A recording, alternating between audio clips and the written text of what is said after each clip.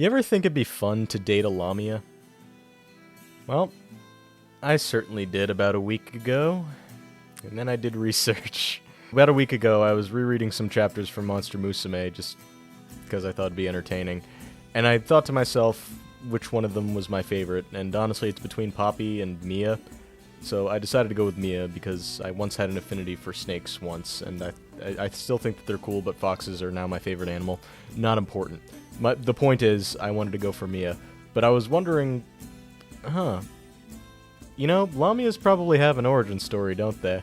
So, me and my curious bean thought it would be a good idea to look into the origins of a Lamia, and it's certainly not the world building that the author of Monster Musume made it out to be. We are a couple of degrees removed from that, and it's quite gruesome, and it quite frankly ruins Lamias for me, and I kind of want to do that for you too.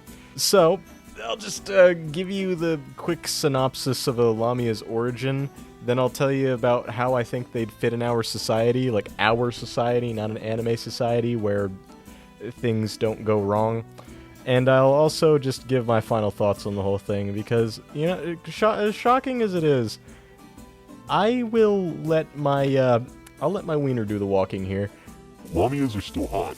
Let me just get into the origins here, at least from what I've read. Now, accounts vary from whatever source that you get, but I'm just going to tell the source that I remember, because it's my YouTube channel, I do what I want. I should probably explain where this legend comes from. The legend of a Lamia comes from Greek mythos. It's something that's centered around the Western mythology. Not so much the Eastern philosophy like I would have thought, although they do have their own version in the form of the Naga, which honestly seems like a better creature and is worthy of its own video. Maybe I'll do one of those at some point, but we're here to talk about the Lamia. So in this tale of Greek mythos, we start in an ancient territory called Libya, where there ruled a princess who went by the name of Lamia. Lamia is just kind of sitting there, minding her own business, you know, enjoying life in the ancient world. That is until the Greek god Zeus, the god of thunder, I'm sure we're all familiar with him, gets a look at her and says, "Wow, she's very pretty." He then proceeds to do Zeus things, and if you are as familiar with Greek mythology, if you can recall those Greek mythology classes, you'll know that Zeus is very much into this sort of thing, and he likes to do this sort of thing a lot. You know who doesn't like it when Zeus does this sort of thing? His wife. So his wife Hera looks at this affair between Zeus and Lamia, and I should probably mention he and Lamia have a couple of kids at this point. So the affair, to my understanding, goes on for a little while before Hera notices, and she is not very happy. She then proceeds to take revenge on Lamia, because that's another thing that just Hera likes to do and doesn't really punish Zeus all that much. Or maybe she does, it's just I don't really have a big understanding of Greek mythology. I'm just here to talk about the Lamia. Now, there are various ways that the story is told in which Hera finds a way to remove the kids. Some accounts say that she just kills them outright. Others say that she gets Lamia to devour the kids and, like, eat them, which... ew. No matter how you slice it, Hera gets revenge on Lamia by essentially killing the kids, which drives Lamia insane. At this point in the ancient world, I don't know how many therapists there were, or if she could have talked out her problems with anybody. So Hera, deciding to add a bonus round to Lamia's torture, decides to also curse her with the inability to sleep. She must always have her eyes open at all times. Now, accounts vary from sources that I have read, but there are some sources that say that Hera did it in order for Lamia to watch her eat her own kids, or to have her watch her kids die right in front of her, which is a whole other level of ick. Like, the more I read stories like this, the more and more I just think the Greek gods were just...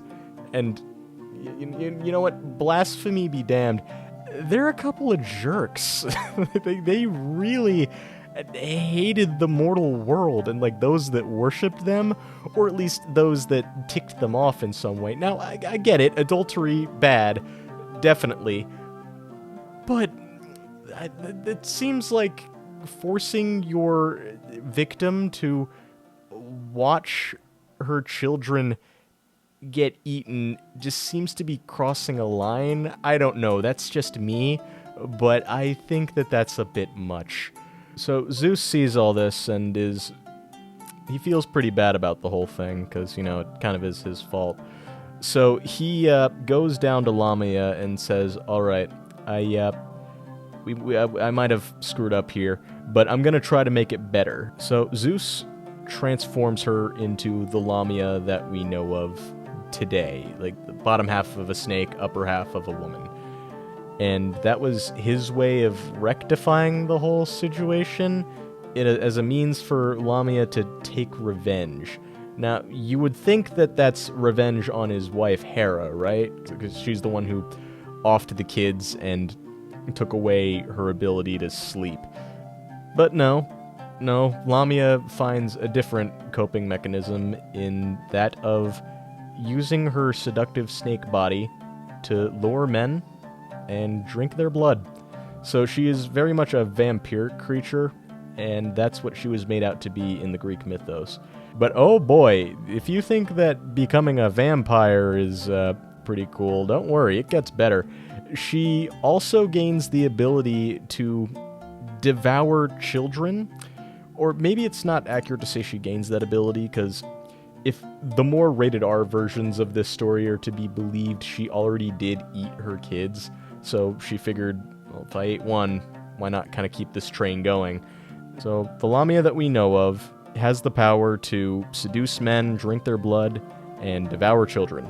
Go! This is no place for you! Save yourselves! As before leaving, Zeus also departs her with a final gift to help out with the eye problem, where he bestows Lamia the power to pull out her eyes and put them to the side somewhere, I guess, so that way she could actually get a good night's rest, and so that way she could actually sleep.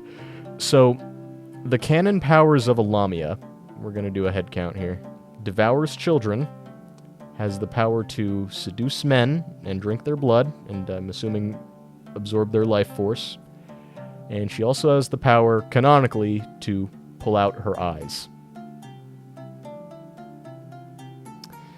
Ew. There are other powers that I was able to find that a Lamia might have that Zeus might have bestowed on her, but those are the three main ones that I was able to find. Other powers of a Lamia might include seeing the future, so they might be prophetic in a way. Prophetic. And they might be able to tell the future for you. Another power that I found was that they're able to, and I quote, place fog over the minds of men.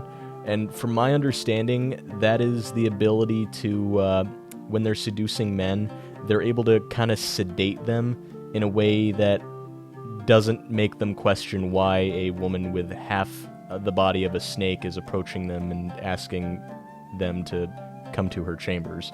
So, in my mind, I'm imagining it's just the power to walk up to someone and they're just gonna go, oh, snake woman. Cool. If you want a Lamia girlfriend still, all the power to you, but that's the kind of stuff that you're dealing with, if they happen to exist in real life. The Lamia legend proceeds to go into the Middle Ages as a story of putting fear into the hearts of children. So, in this mythos, people of the West, or people who remembered the Lamia, used her as a means of guiding children down the right path. Like if the local medieval farm boy was a nuisance, you just say something along the lines of, hey, you better stop acting up, kid, or the snake woman's gonna get you. And the idea is fearing this vampiric snake woman, boogie woman, would get him to stop acting up. And, we could use that in today's world, I think. I used to work in a daycare, and while not all the kids were whiny snots, some of the more annoying ones certainly could have used this sort of method of, hey, better stop punching Timmy or the snake woman's gonna get you. Call me a bad guy, but yes, I think that this is a fine way to discipline the children. Threatening them with the presence of a snake woman. The Lamia appears in a couple of other stories. I think she appears in a couple of written works from the Renaissance era, from the 1500s to the 1700s, where she's also continuously used as a metaphorical boogie woman to scare children straight.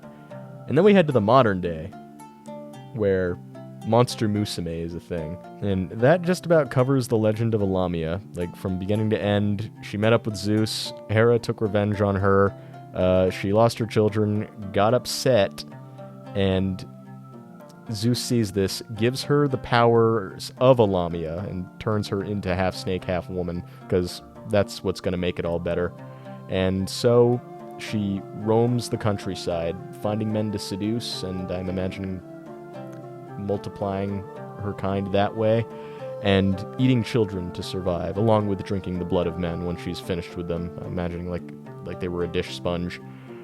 That said, if a creature like that existed in today's society, all I have written down is chaos, and I think that just perfectly sums up what would happen. So the way I imagine it working, right, if Lamias did exist, there are portals, like teleportation circles or whatever that you'd see in Jobless Reincarnation, where they're able to set foot in our world every now and then to get their fix, to get their dish of men and children.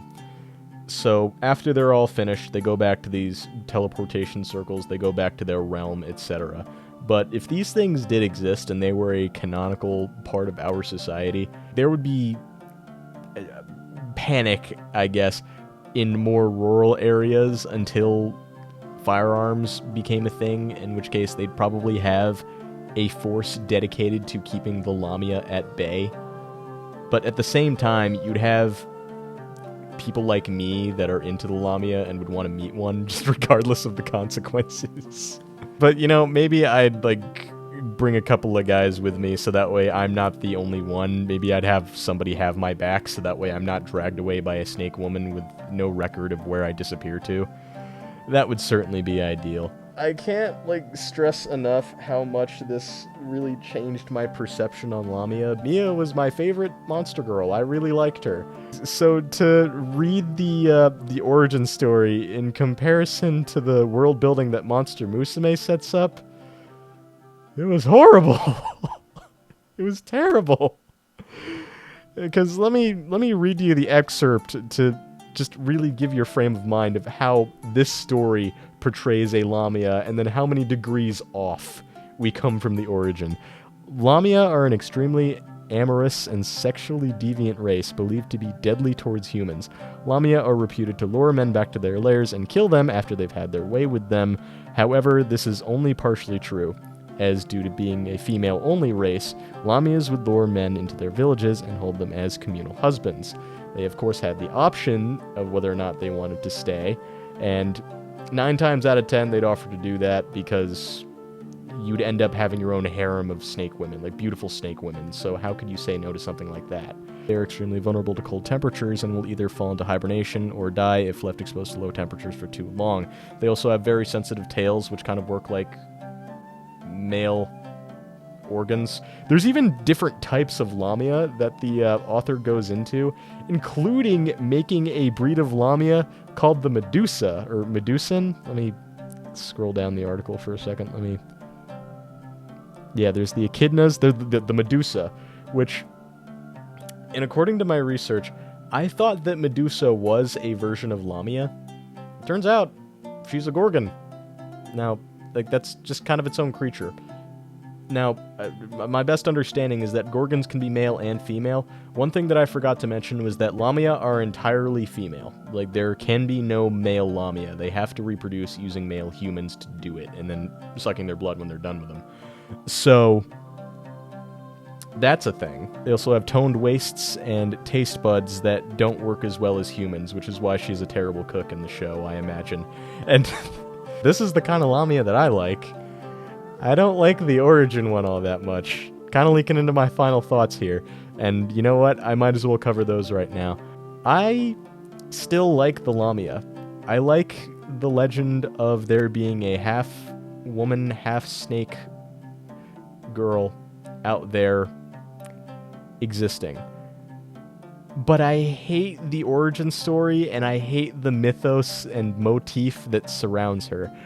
Because, first off, she wants to get revenge, right? We'll start there.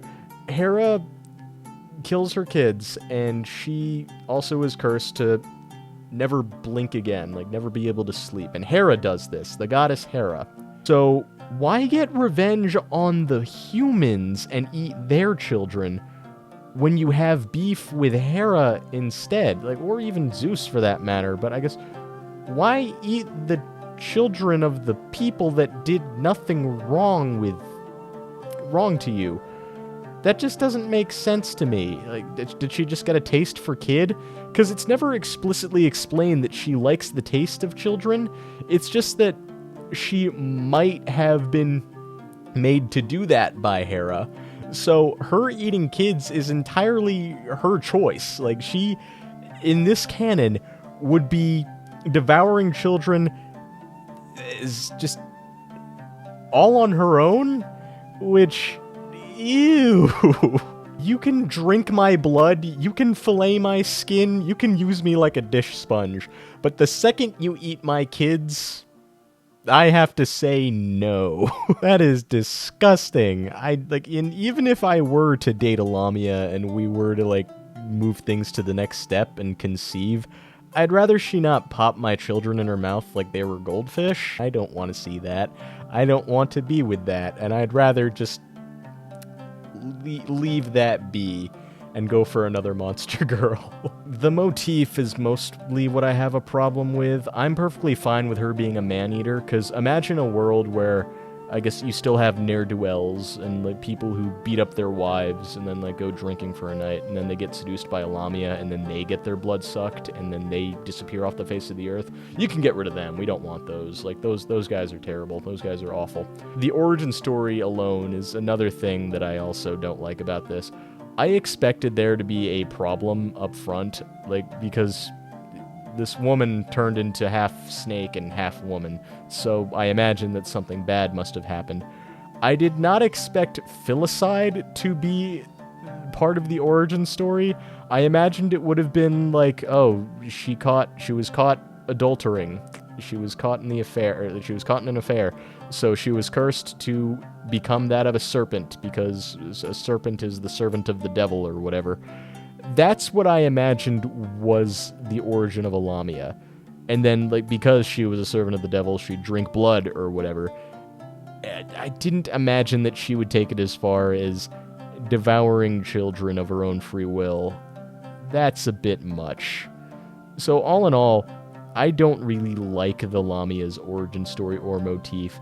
But if they were a more chilled version that, like, drank from blood banks and we were able to manage coexistence in a way, I think that they'd be pretty cool. And I think that they would be pretty hot. And I still think that they are pretty hot. There is fan service out the wazoo, like fan service, fan art out the wazoo of really cute looking Lamia. And wow, like it is just, oh. Too bad we don't live in a more fantasy kind of world, huh? But now I'm going to look at that and think, this isn't the Lamia that I have come to know. The origin story is much darker than this. But hey, you know, at least we still have some modern-day cute examples like Monster Musume, and there is another, if I remember, Reincarnated as a Slime also has a Lamia in it. I forget her name, but she was really attractive, and me and my buddy really like her as well. So, we have that. All in all, that just about sums up my thoughts on the Lamia. It's disgusting, it's brutal, it's cool. I hate it. I don't... switch around a few things, and maybe you got a pretty good monster girl, but overall, bad motif, bad origin story, and I will much rather stick to reading the Monster Musume version of a Lamia. Those are a lot cuter, and I think I'll stick with those. Maybe I'll do more videos on just monster girls and just covering mythos, because I did have fun ranting about this sort of thing that I found, and this was just a good way to kill time, like a nice short video for me. But that's all I got for you. Sayonara, suckers.